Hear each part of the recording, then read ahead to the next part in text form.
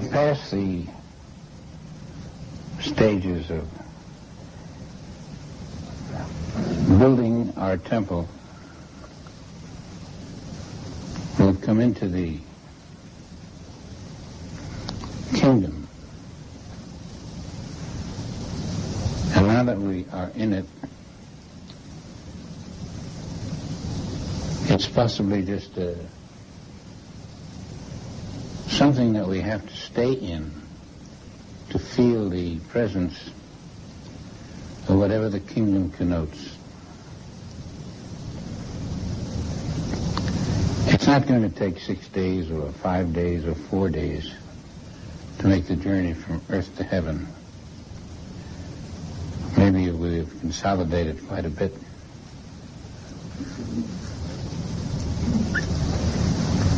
It's going to take us each longer.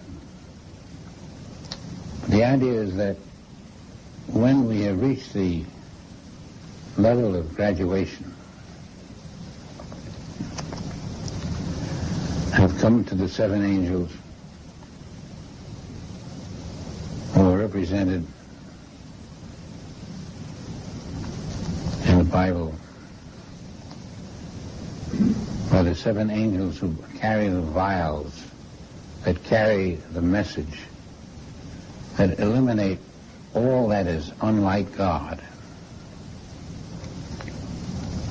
in your consciousness, so that your consciousness is now unobstructed. Then you go and you are very close to the Lamb of God, the Christ.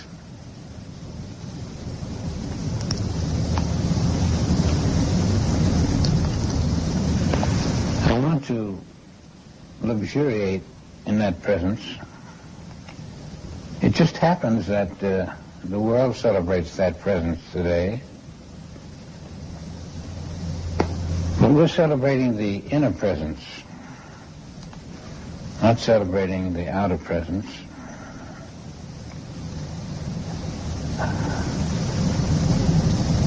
This is something that binds man together. On the outer plane, we're pick up a telephone, exchange a few words, send a letter, we receive letters. On the inner plane, our oneness is an experience. There's no intermediary. You feel the presence of the one. And that one is you. And that one is him. And that one is her. There's a silent bond.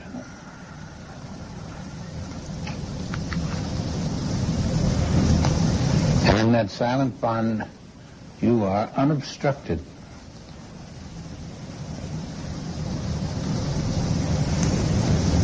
You feel the presence of the presence. And therefore, at this moment, you have reached a level of consciousness which you have striven many years to reach. I'm talking in a figurative way because I realize that we haven't reached that level yet. But we are going through the motions of reaching that level and trying to find the experience of what it would be like.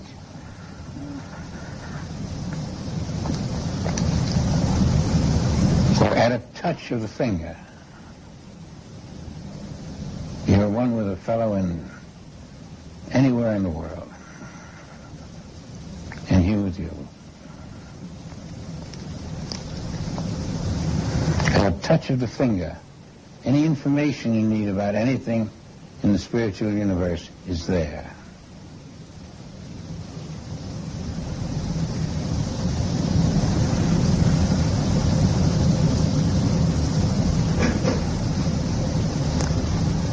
Everything you need in the universe that is invisible is at your fingertips.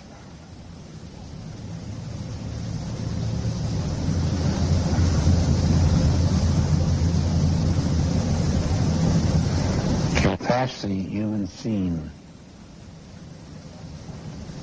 And this is what comes one day. To a level, we each have it differently, but we each will reach it and are reaching it. Where God's kingdom becomes our kingdom. And the kingdom then becomes now. Yesterday, we were working toward it. Suddenly, I'm in it. There are no negatives. Nothing to overcome. You can never be any different than you are today. Nothing can go wrong. You never think about it.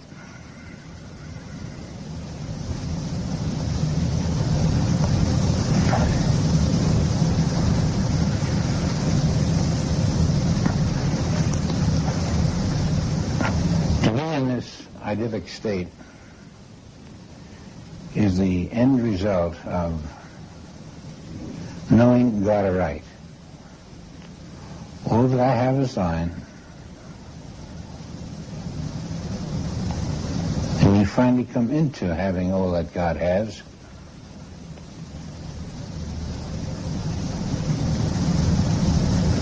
And we rest in truth.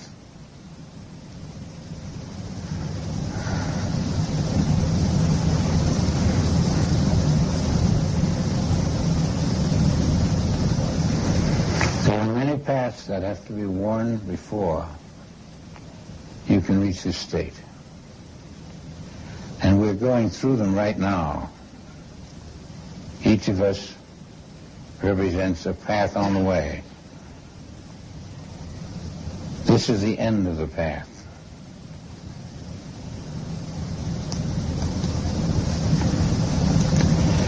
We're going to stop and think what are the obstructions that we face.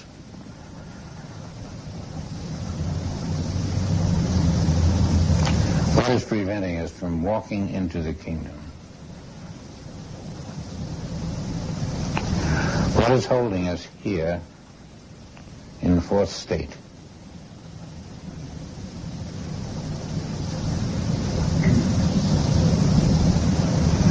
We can each answer that in part. The things we're concerned about are holding us here.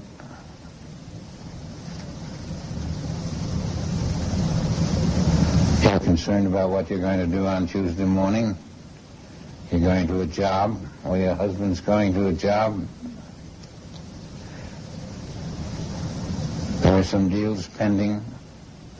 Maybe you've got some relatives you've got to go to or come to you. There are things to be done. And when you think about them, they're all things of this world.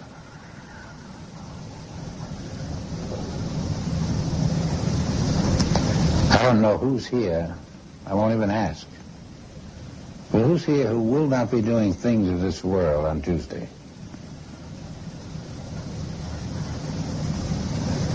That person is lucky.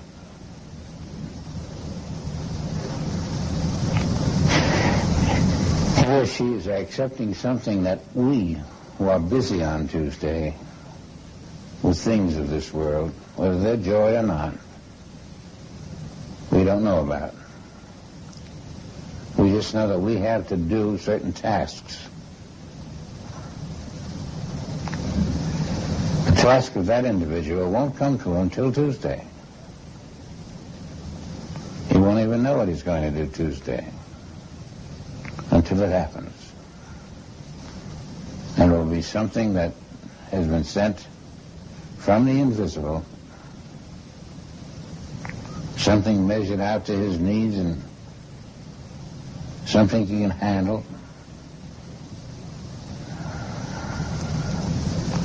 Something that will express divine wisdom.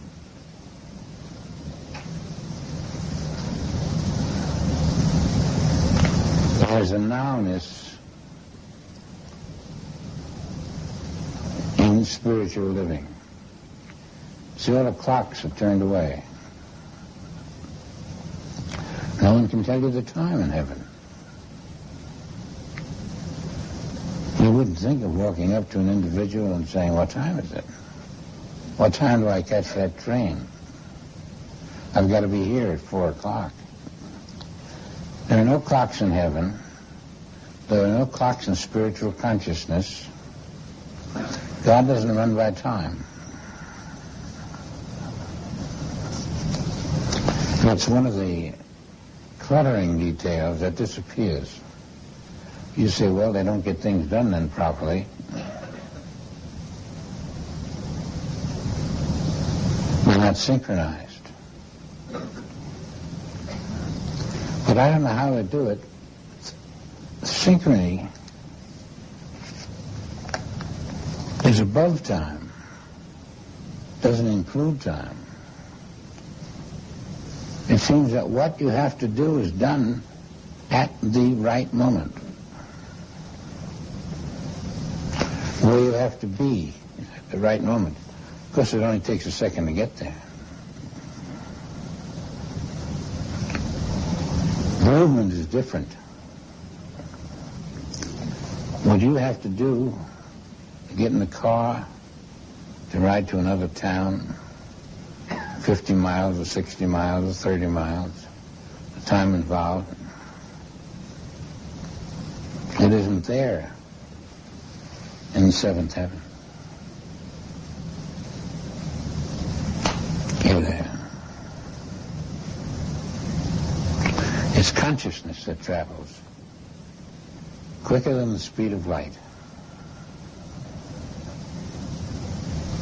You're wherever you have to be or want to be,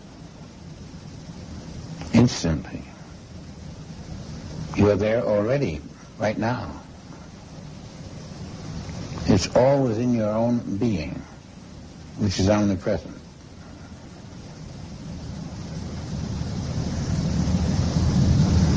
Did you notice that when you feel a quickening, somehow you get quicker where you have to go, you think quicker, things resolve themselves quicker?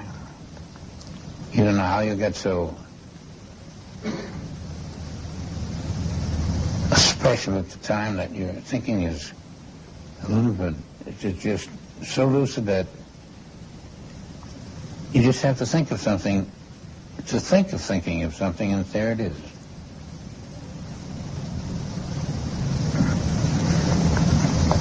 That's when the brain is not obstructing you. You're living out of your soul.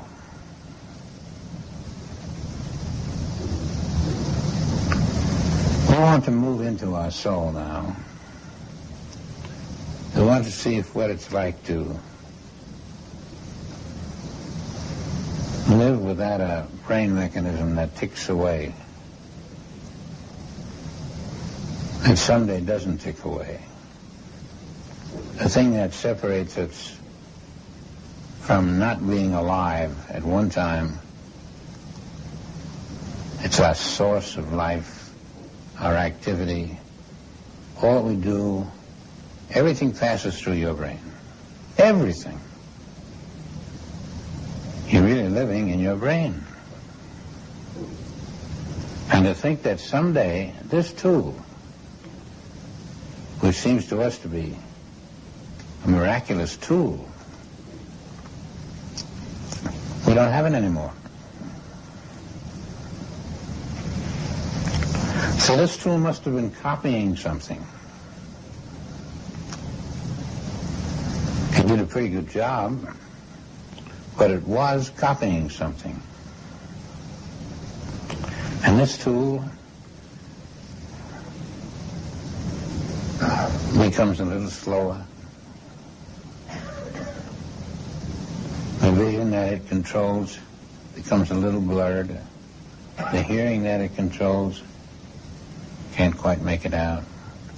Just imagine the miracle of a tool to control the five senses so well at one time, at their peak level, and then diminish, and yet that tool is not real.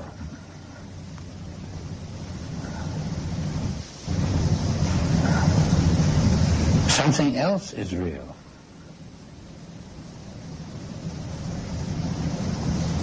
Something that hears what it has to hear without a sound.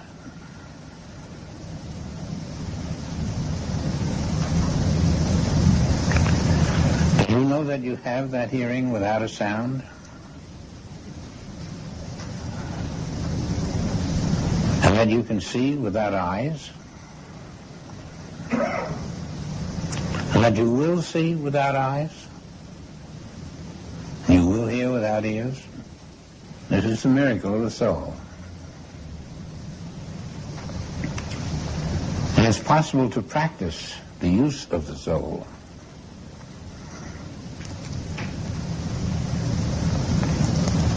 To develop it.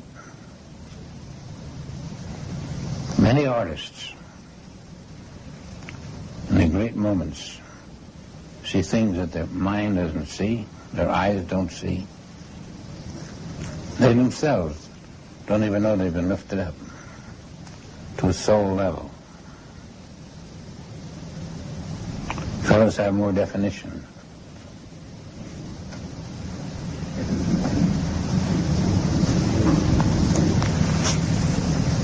Tone sound have been made more acute. They can hear sounds that can't be heard by the human ear. They can hear the inner sounds, the inner harmonies. And when we hear them out here, we say, my, that's uncanny. That man's genius. Compared to the mind, he is a genius. The soul has perception at every level of sound, every level of sight, every level of taste.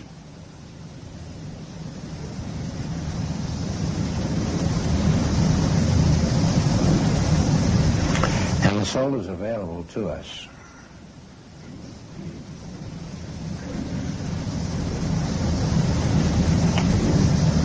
When we awaken from the sleep of the mind,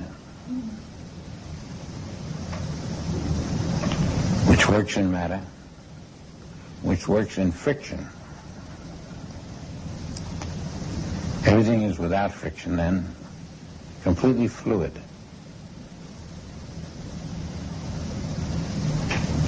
I don't know if at times you find that you hear better than others, but when you do find it, it's because the soul has taken over your hearing. And you're not hearing with the muscles of the ear. You're not hearing with the activity of the brain. That combination which produces human hearing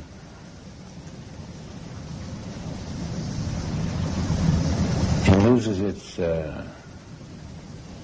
effectiveness because you're on a higher level. If you reach it first in this kind of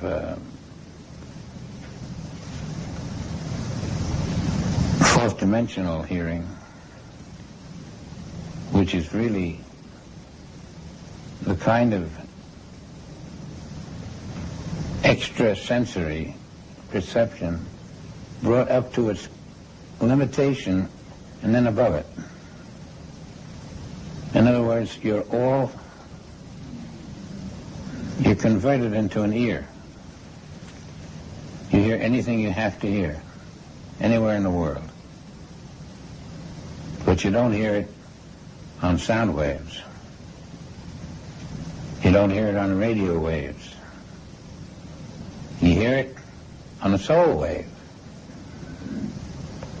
And the only way you can explain it is to hear it. Because when you hear these things and you realize that you can't hear them anywhere, that no one can hear them who's hearing them, then suddenly you know what's happening when you receive the inner voice. What does it come on? It doesn't come on waves that ripple. How does it get to you? There's a direct communication of a soul wave by your soul. When you hear the inner voice speaking to you, if it doesn't say much or it says a lot, no one else can hear it at the same time. No one is tuned into what you're tuned into. And before you get to that place, it takes a long, long time. That's because you're working on sound without the instruments of sound that usually produce it in this world.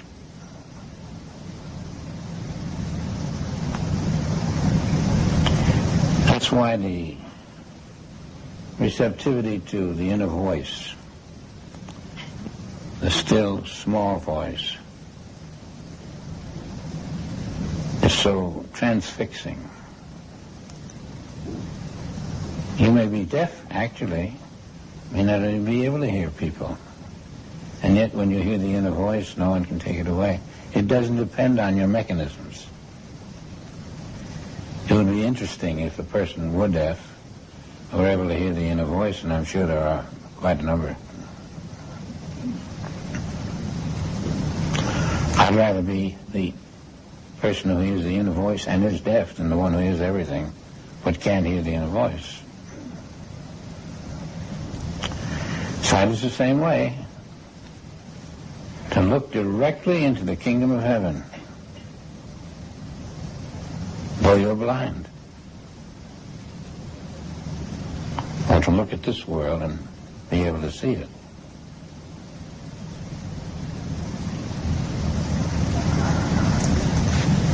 There is that kind of vision. There is that kind of hearing. When we get a musical genius, we realize that something has happened to this man. He has been brought above the level of sound, and yet he writes notes that we play back, and we hear music of the gods. We can understand it. We say this is too much. Where did he get it from? How could one man do that? Well, actually, he didn't.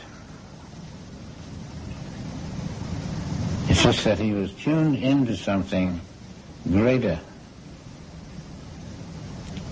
The supreme artist is also tuned into something greater. He loses what he has. He transcends. And if you've had this experience, you know what a glorious experience it is, and how you feel like a child who's got a God inside him. Something happens. You're translated into another being. And then you realize what you've been working for all these years to reach that state. Because everyone in heaven is in that state. Everyone who has passed the make-believe limitations of this world is in that state. That's the state of God. All that I have is thine. I found a great deal of inexpressible joy in only reaching that state one at a time. Maybe once last year and once the year before, sometimes twice a year. But you are able to find a degree of intelligence that isn't human. It doesn't even think. It just is. And all of your so-called senses are lifted beyond themselves.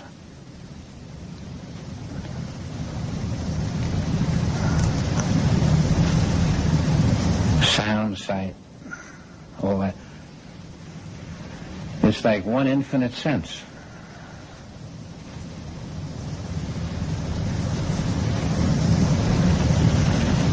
Now, it's very important to us to know these things are possible, because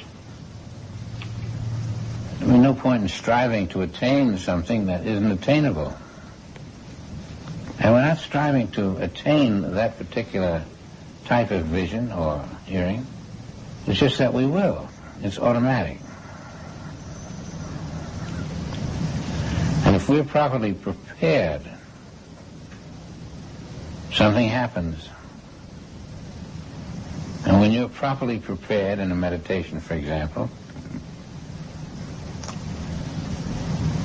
you feel you're lifted. But when you're lifted, where did your body go? Why do I feel lifted? I don't feel a sense of weight anymore.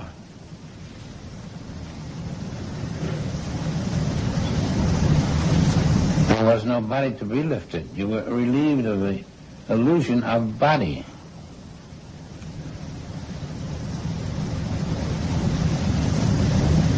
How did you hear if you had no body? What made you think you have to hear through the ear? That's just a temporary convenience. You don't hear through the ear. You hear through the soul. You see through the soul. You think through the soul. The mind never was. And so we use that mind, crack down on it, try to make it do things that we want it to do. And always we're saying that we didn't know that there is no mind. The mind is the substitute, our facsimile of what the soul is.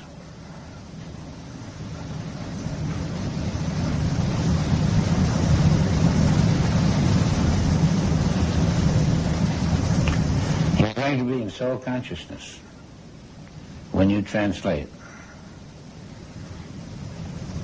There is a soul consciousness.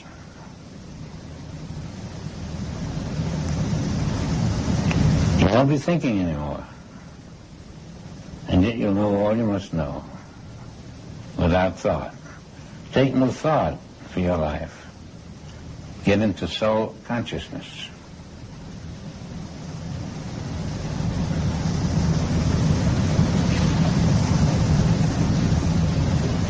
I know that everyone has had a glimpse of these things. There are certain lucid moments when you see something you never saw before. It's certainly clear to you. Sometimes you look at a picture, for some strange reason, all the colors blot out, but you see something that's there, which is higher than the colors. The musician, all the static, all the music, suddenly something else is there.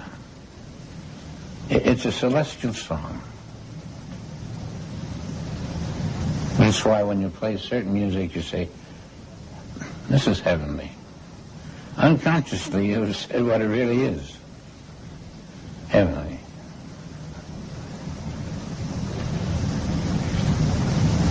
You know, even in business a man can have that experience. He doesn't know why, but the problem that had locked itself in his mind is no problem anymore. He doesn't know why. It was very complicated, many people involved. He feels it's all taken care of. Because there was a solution above the human level. And in his state of consciousness, he was able to reach that solution. And all of the human problems just fall down. They all crumple. When you have the right solution, the problems aren't there.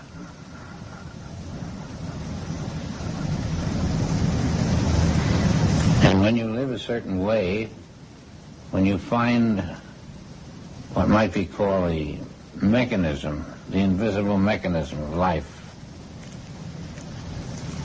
the problems do disappear. Oh, you have them all right, but you know they're going to disappear. You're not worried about them. Why? Because your experience has told you that other problems have disappeared on a lesser level. And sure enough, today's and all the problems disappear. You call it your enchanted level. It's really the presence of the spirit. And I know everyone would like to reach that level, and I'm happy to report that I believe everybody will, because the Father has said, all that I have is thine. So when you get a touch of the Spirit, it opens one door, it generally comes along and opens other doors.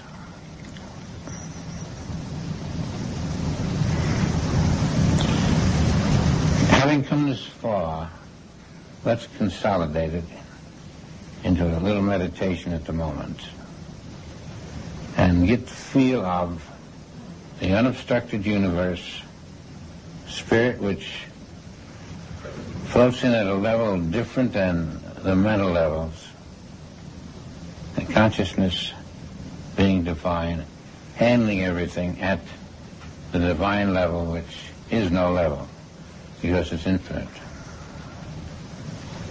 Let's get a feeling of what it is to be in the middle of all the confusion of the world with no problem at all.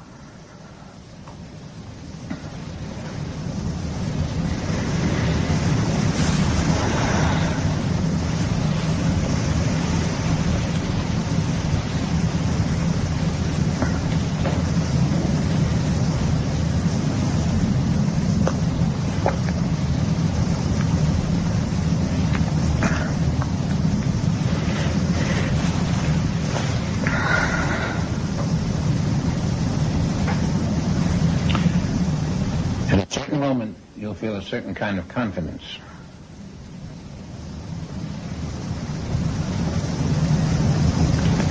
Which will not apply to any one situation.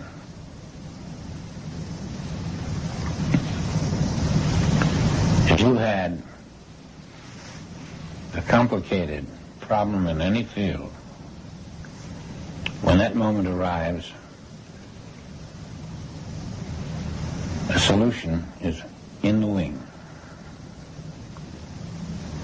It may be a very difficult complication in handling affairs with people. When you have this consciousness, you can call right up in the most intricate level of the problem and say, Joe, I think we can handle it this way. All of a sudden it shows itself. What was unsolvable completely falls into place, all the bottlenecks fall away. I just hadn't seen it that way before.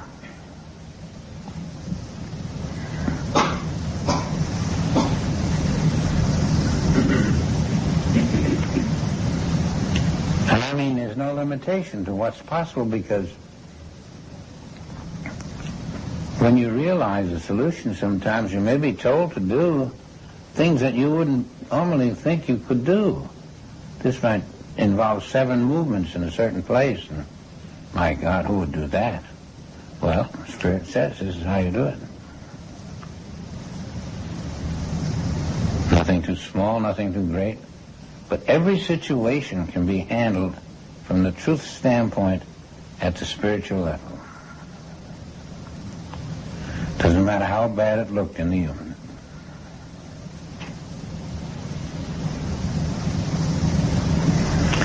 Some you get to believe in the miraculous.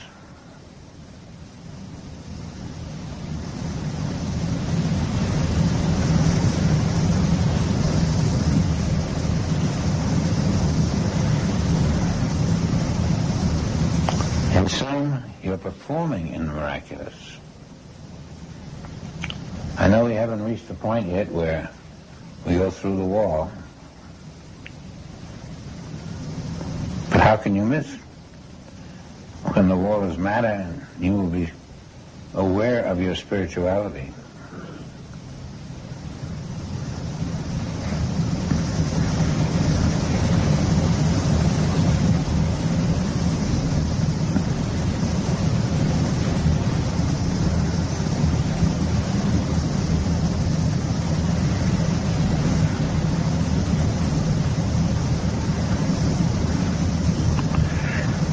seem incredible impossible, you might say, to a telephone executive that someone could call from here to a distant place without a telephone.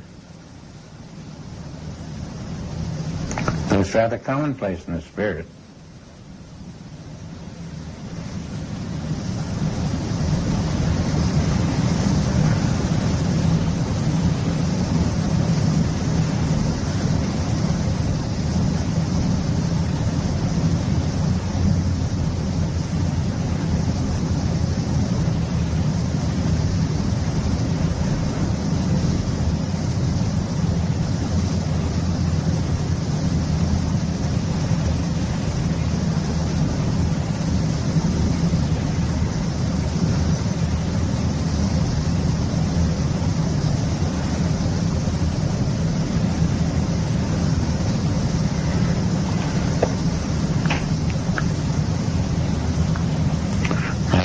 Can stand and have their conferences and have their x-rays, look at the slides. They can decide to do one thing or another. And the element of time is always involved. The time the heart will remain in operation, the time it takes to do the operation.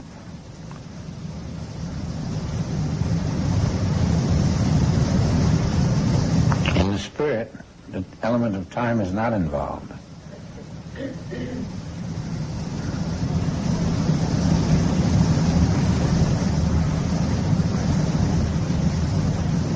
There's no recovery time involved. There's no time involved for anything because the spirit is already where it has to be. The spirit is now.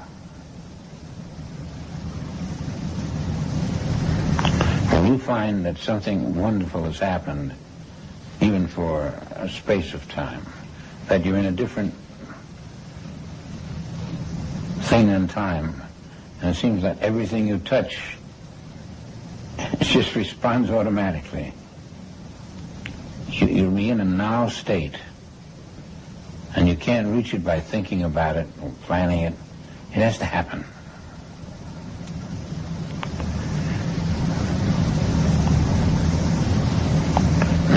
Fields white.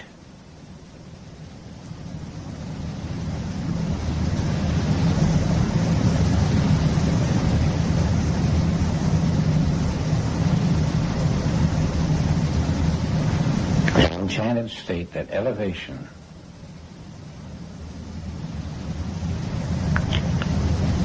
is a level at which God is always present.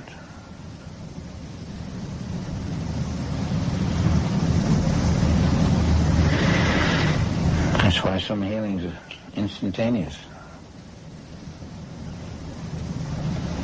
And then on the mundane level, it may take years.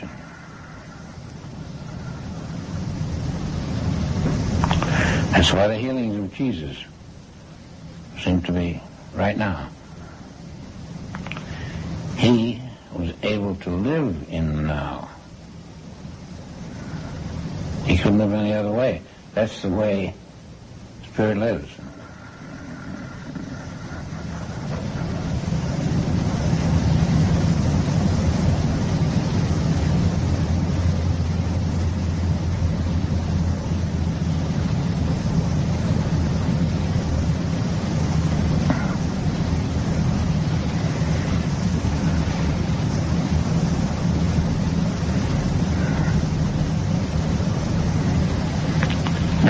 Turn the page and we come to the case of any case of Jesus.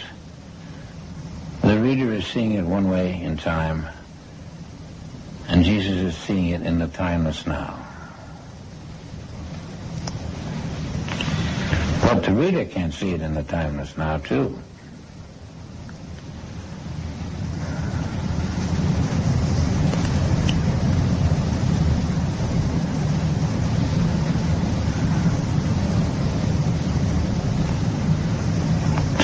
Pace of human existence, the girl looks dead.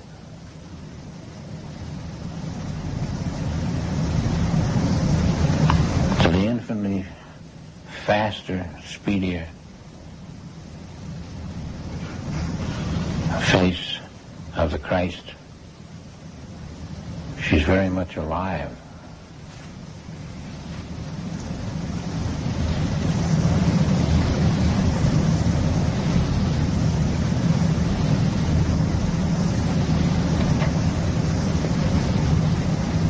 In one case, the heart beats 60 times a minute, I don't know. The other case, you can't hear it beat. It's in a different elevation.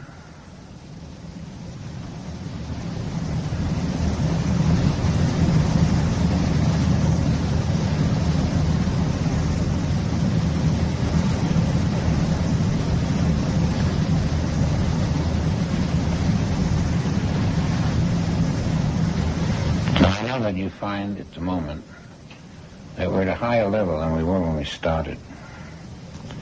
We're at the anything can happen level.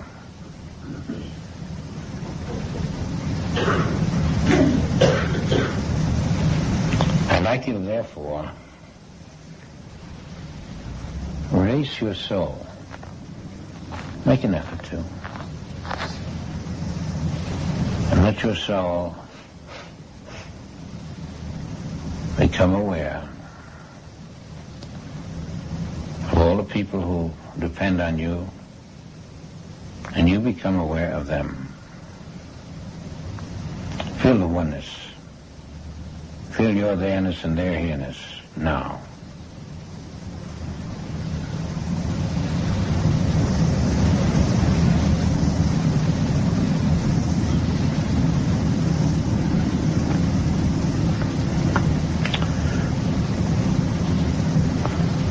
You, they will feel it too.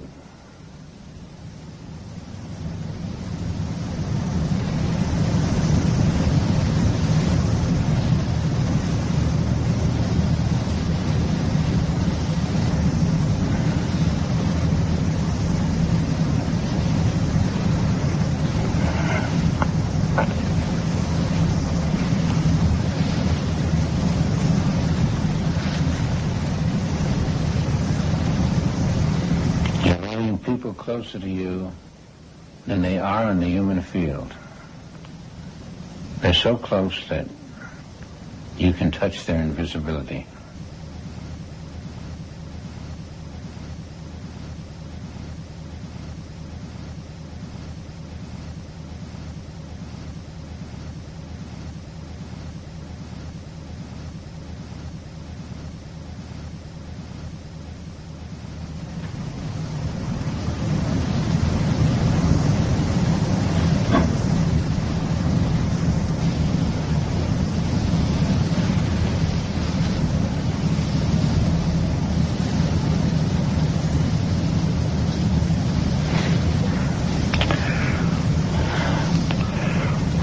Ground floor of a Red Lion Hotel in San Diego.